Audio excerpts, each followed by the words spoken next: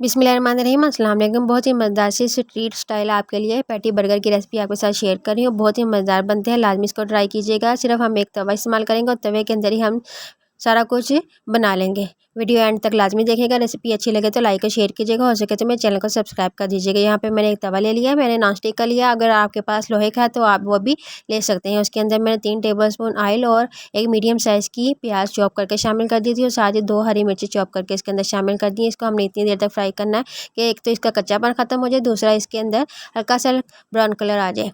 फिर मैंने इसके अंदर 1 टेबलस्पून या 1 टीस्पून अदरक लहसुन का पेस्ट जितना आप खाते हैं वो इसके अंदर शामिल कर दिया, वो भी चॉप थे। उसको भी 1 मिनट के लिए फ्राई कर लिया।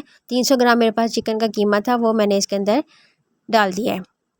बस हमने इसको कीमे को 5 से 6 मिनट के लिए इतनी देर तक मीडियम से लो फ्लेम पर फ्राई करना है कि इसका कलर लाइट से पिंक से वाइट हो जाए।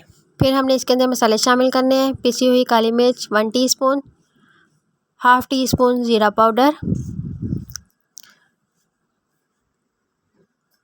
1 टीस्पून कुटी लाल मिर्च, हस्बे ज़ायक़ा नमक,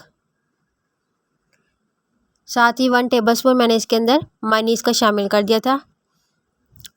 ये डालकर हमने इसको तकरीबन 5 से 6 मिनट के लिए और हमने इसको भून लेना अच्छी तरह, ताकि मसालों का भी कच्चापन बिल्कुल ख़त्म हो जाए। फ्लेम हमने लो रखनी है। उसके बाद मेरे पास 2 अदद आलू थे मीडियम साइज़ के, उनको मैंने उबाल लिया, वो इसके अंदर हमने शामिल कर देने हैं। आप चाहे हाथों की मदद से करें, चाहे आप वैसे ही डाल दें। उसको हमने बस मैश ही करना है, किसी मैशर की मदद से या जिसके साथ आप मैश करना चाहें उसके साथ आप इसको मैश कर लीजिए। बहुत अच्छी तरह हमने स्मूथ से इसको मैश कर लेना है। और ये देखें ये मैश हो चुके हैं। बस हमने इसका चूल्हा बंद करके इसको हमने एक बाउल के अंदर निकाल लेना है। अब हमने सॉस की तैयारी कर लेनी है। एक जार के अंदर मैंने हाफ़ कप मेयोनीज़ का शामिल कर दिया। उसके अंदर 2 अदद हरी मिर्चें और थोड़ा सा हरा धनिया डंडियों समेत मैंने इसके अंदर डाल दिया है। 3 से 4 जवे लहसुन के, हस्बे ज़ायक़ा नमक और थोड़ी सी काली मिर्च मैंने इसके अंदर हाफ़ टी स्पून या 1/4 टीस्पून जितना आपको पसंद है उतने इसके अंदर शामिल कर दीजिएगा। फिर मैंने इसके अंदर लेमन जूस शामिल किया है 4 टेबलस्पून। इन सारी चीज़ों को अच्छी तरह हमने पेस्ट बना लेना है।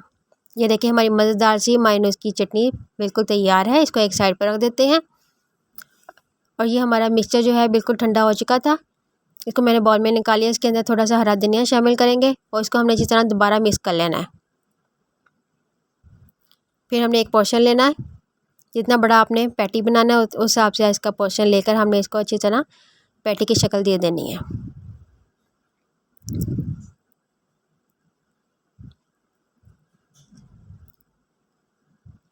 फिर हमने इसको ब्रेड क्रम्स में कोट करना है।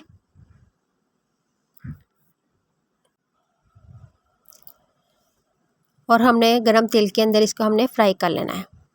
हर चीज़ पकी हुई है, बस हमने मीडियम फ्लेम पर इसको हमने फ्राई कर लेना है। एक तरफ से फ्राई हो जाए तो फिर हमने इनको पलट देना है।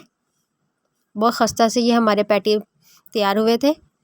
दोनों तरफ से ये फ्राई हो चुके हैं, बस इसको निकालते हैं।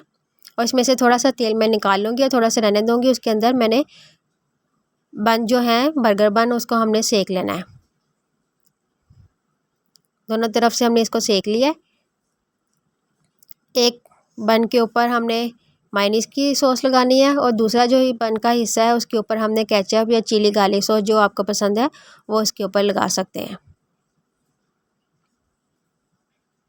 बहुत मज़ेदार ये बर्गर बने थे।